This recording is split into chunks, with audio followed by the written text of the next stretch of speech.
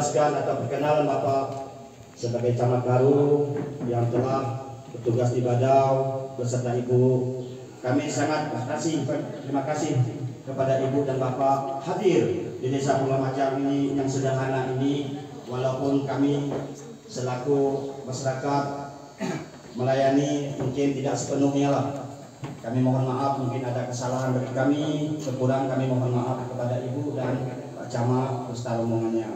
Kami banyak berterima kasih kepada Bapak Camat yang mana telah sudi hadir dalam perencanaan kita musyawarah desa perencanaan tahunan RKPD tahun 2025. Bapak dan Ibu, bagaimana setiap tahunnya kita harus merencanakan yaitu apa yang diprioritaskan kita di dalam desa kita ini, mana yang kurang daripada bangunan-bangunan yang telah lalu ataupun hal-hal yang lain, mohon nanti kepada Bapak dan Ibu semua yang hadir, mohon bantu kami desa, terutama pemikiran biar desa kita lebih maju lagi ke depan, apalagi mengingat desa kita mungkin nanti menuju ke desa wisata,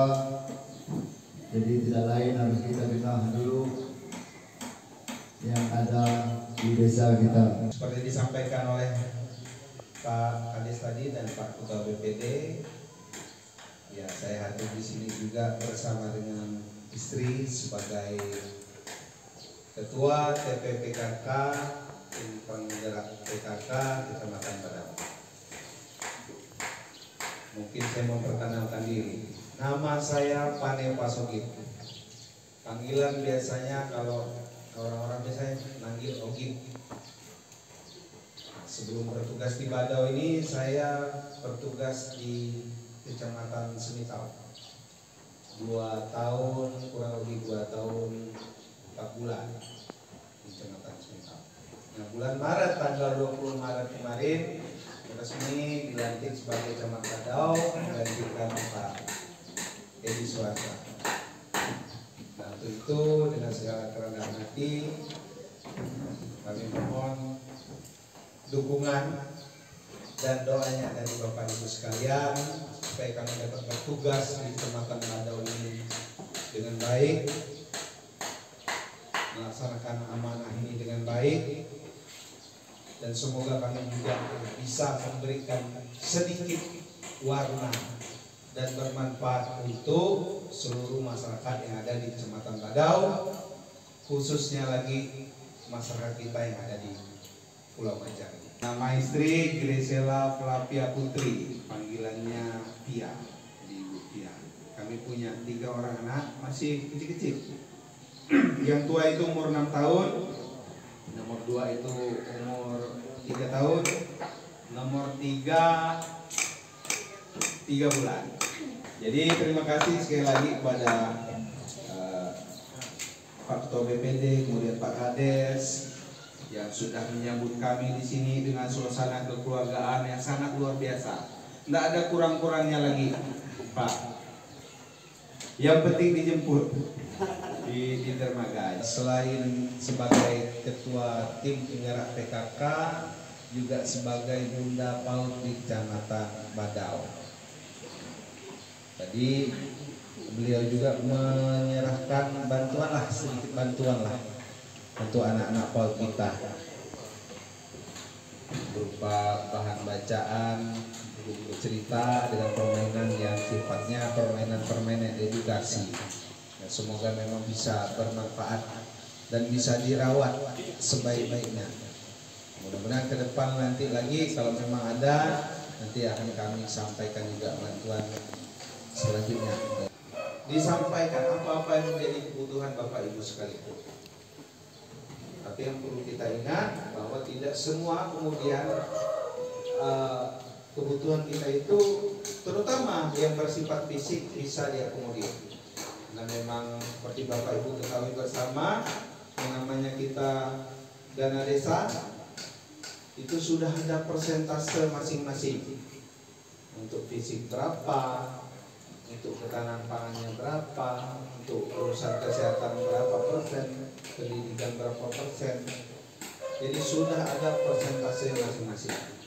Yang mana kira-kira yang harus kita dahulukan menjadi prioritas kebutuhan utama, itu dulu mungkin yang akan kita pilih.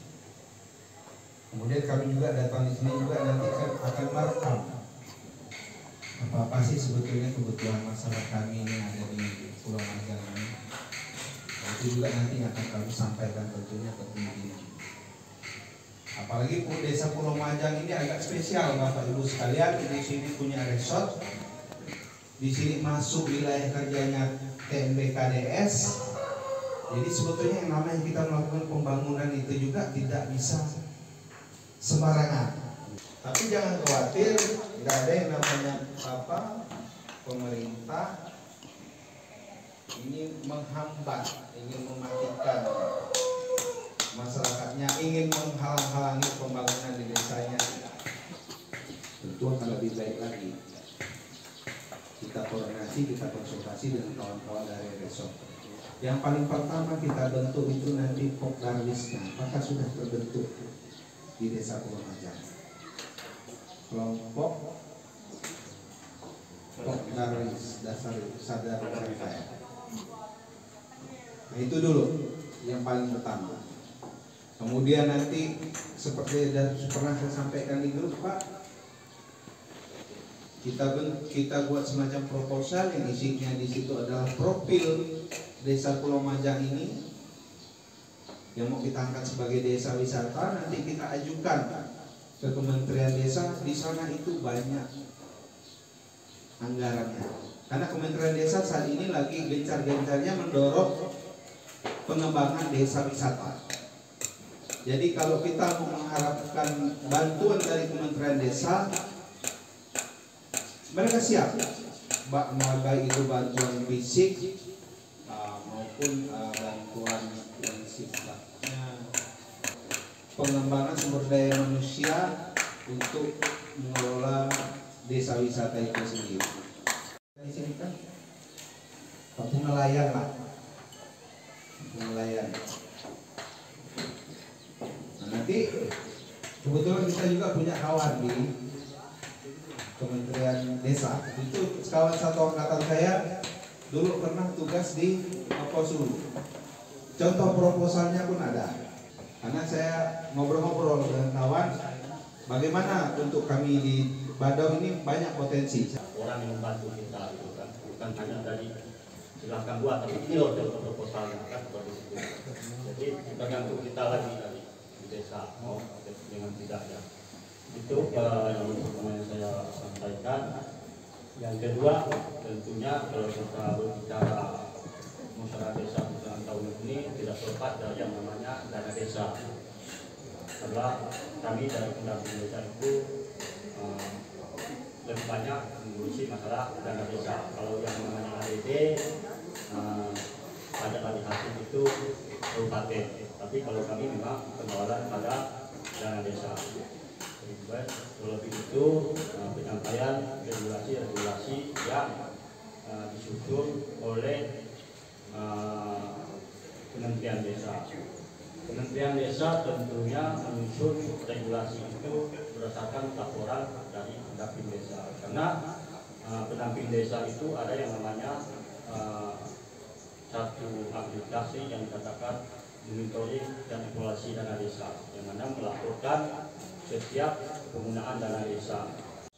505.728.600 rupiah. Itulah yang akan kita bahas pagi hari ini. Jadi kepada Bapak Ibu semua, mohon pemikirannya. Semua yang telah diusul dalam 11 itu punya kepentingan semua untuk kemasyarakatan semua. Jadi yang perlu kita ajukan di RKPDes, maka diutamakan kita apa yang harus kita ajukan dulu. Jadi yang kita kelola sisa daripada 293.187 rupiah. Nelayan, haji talim yang berkepentingan untuk kebutuhan orang ramai. Jadi silakan memang ada usulan sebelum kita menentukan yang fasilitas untuk RKPD 2025. Dengan potensi anggaran yang untuk dikelola sekitar 293 juta sekian. Nah, mungkin saya mengingatkan ke kawan-kawan, dari ada 11 poin, nampaknya itu cukup sulit terakomodir oleh dana yang 293 juta. Nah, mungkin dari kesempatan ini diinventarisir mana yang menjadi prioritas dulu, itu satu. Yang kedua, hal-hal fisik yang sangat terpengaruh dengan kondisi alam, dalam hal ini pasang surut, kalau boleh saya kasih saran itu diturunkan prioritasnya dulu. Contoh, kita tidak pernah tahu kondisi cuaca tahun depan. Kalau Anda menaruh misalnya penimbunan tanah kubur atau pembuatan kolam siaga, udah masuk perencanaan, tahu-tahu kondisi air kayak kita yang mengalami dari Januari sampai bulan 6 kemarin, kondisi laut semua. Sulit, nanti kalian sibuk lagi melakukan revisi anggaran. Sebagai informasi ke Pak Camat, Desa Pulau Majang merupakan satu-satunya desa di Kecamatan Baru yang 100% wilayahnya berada di wilayah Taman Nasional dengan luasan kurang lebih 5.000 hektar sekian, Pak. Terus untuk terkait tadi yang disampaikan Bapak terkait wisata, ini bukan hal yang baru. Saya sudah 7 tahun 3 bulan Pak di sini, dan beberapa tahun yang lalu sebenarnya sudah ada tersusun mengenai masalah wisata. Bahkan waktu itu Dinas Pariwisata itu memindahkan lokasi pelatihan dari Lanjak kalau nggak salah dipindahkan ke Pulau Majang. Cuma waktu itu entah kenapa layu sebelum berkembang. Malam dibahas, besoknya udah nggak ada cerita lagi. Nah, terkait wisata, kan masalah itu barang bagus, tapi tolong disiapkan jauh-jauh hari dengan matang. Satu, sebelum membentuk Pokdabes, Pak Camat, satu, identifikasi dulu objek daya tarik wisata alam di sini apa yang mau didirikan. SDM. Nah, terkait nanti yang berikutnya lagi ada kolaborasi stakeholder. Bagus tadi Pak Camat sudah menyiapkan punya kawan di Kemendes. Di Taman Nasional itu juga diakomodir nanti, Pak.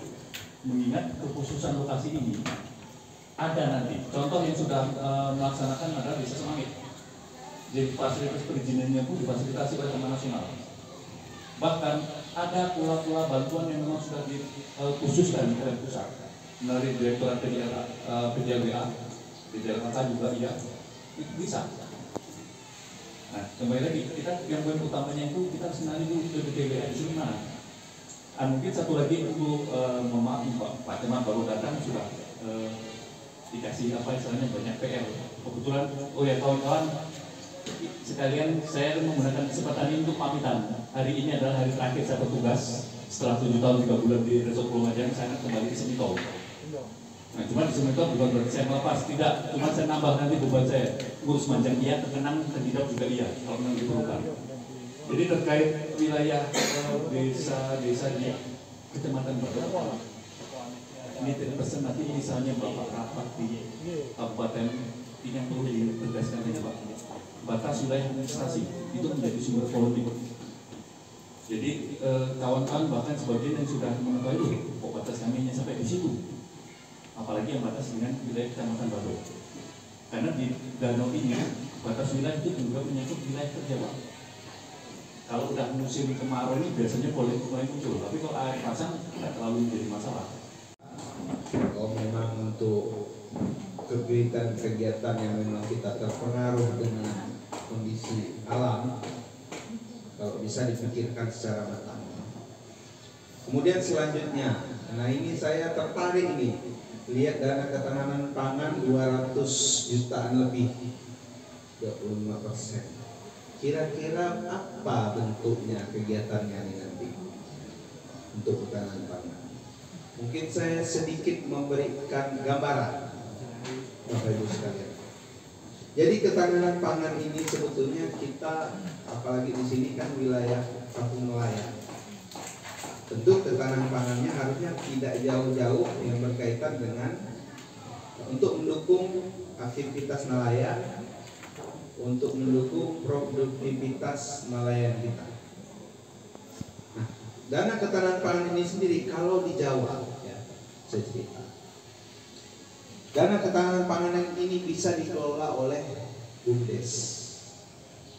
Jadi bukannya dana ketahanan pangan kita belikan barang terus kita bagi-bagi ke kakak. Kalau seperti itu sifatnya tidak berkelanjutan. Padahal BUMDes kita sendiri rata-rata di semua desa ini kan mati suri. Mau penyertaan modal tidak bisa karena pertanggungjawaban BUMDesnya belum jelas. Tapi sebetulnya ada cara, salah satunya dengan ketahanan pangan ini.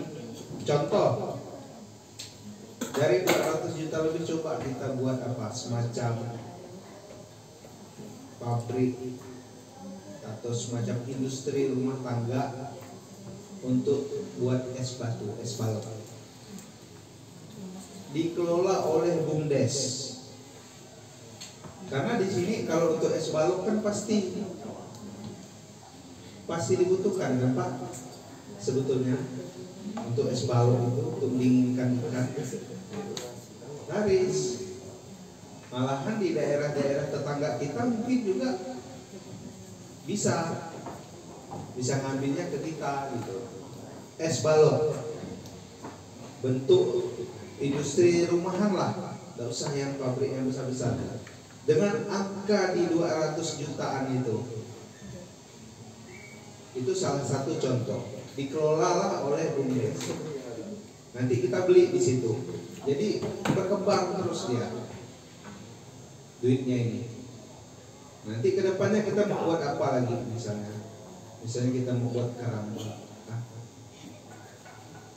itu bisa. Jadi bukan cuma dari dana ketahanan pangan selanjutnya, tapi dari dana ketahanan pangan tahun sebelumnya ini udah ada modal dan keuntungan itu bisa terus diputar. Sangat kita terbantu. Packagingnya gimana ya?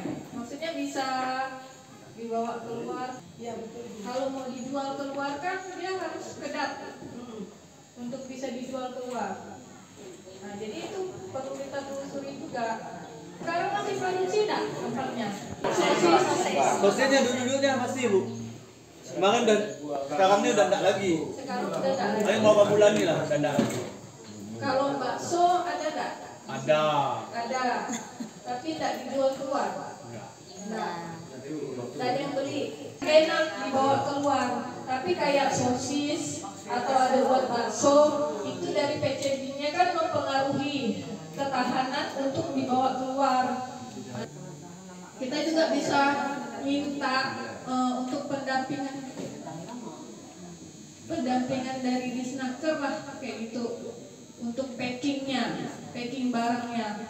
Karena kita kalau mau memasarkan barang juga barang itu tidak di packing dengan benar pasti busuk sampai ke sana. Tapi saya rasa kalau memang bisa dikembangkan itu sebenarnya di situ juga menjadi peluang. Kenapa orang tidak berminat mungkin di sini belum banyak peminatnya karena belum menghasilkan. Kalau usaha sudah menghasilkan pasti orang minat. SDM kalau kita buat pelatihan pasti orang datang. Tapi kalau tidak dibenahi, misalnya dari pembangunan dari pelatihan SDM-nya itu selain membuat juga harus diperhatikan untuk packingnya supaya bisa dipromosikan keluar.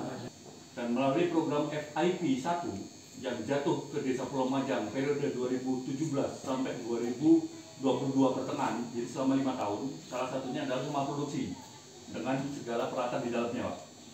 Mengenai produk, kita pernah uji coba, bahkan pernah kita bawa sampai ke Kupang. Bakso ikan, sosis, kerupuk, ikan asin dalam bentuk kemasan, itu sudah. Dengan Dinas Kesehatan kita sudah kerjasama, waktu itu ada pelatihan, bahkan sampai keluar semacam sertifikasi bahwa mereka layak bisa mengeluarkan itu produk. Nah, di sini yang masih jadi PR kita adalah konsistensi para kawan-kawan menjadi operator. Saya juga sudah menyampaikan ke kawan-kawan Dinas UMKM waktu datang ke Kecamatan Badau, saya bilang tolong datang, ini ada kelompok-kelompok yang bisa kalian bina. Karena kami tidak mungkin orang kehutanan dampingi ngajarin bikin bakso. Kita juga sudah melatih, tapi kita nggak mampu tiap hari, tiap bulan kita ngurusin bakso terus. Kalau nanti viral apa kata dunia, kata orang kan, orang kehutanan bikin bakso, nah seperti itu. Terkait apa namanya,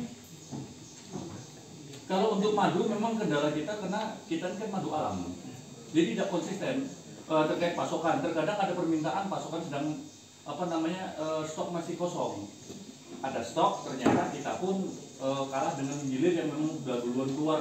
Jadi kita sudah menyampaikan ke kelompok, tolong jangan jual curah, jual pakai model kemasan. Nah ini kebetulan istrinya bungkusnya berapa kilo yang di rumah? Masih ada 70 lebih. Saya bilang stop jual curah. Itu di rumah produksi kemasan-kemasan itu ada.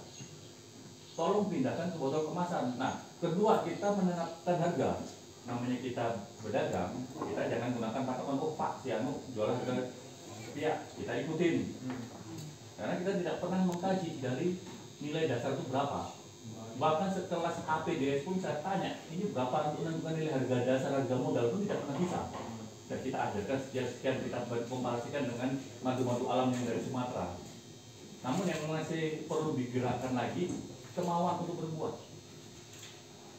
Dan disitulah mohon mungkin bantuan Mas Aman juga, Dinas Badan Perbatasan sudah mengetahui.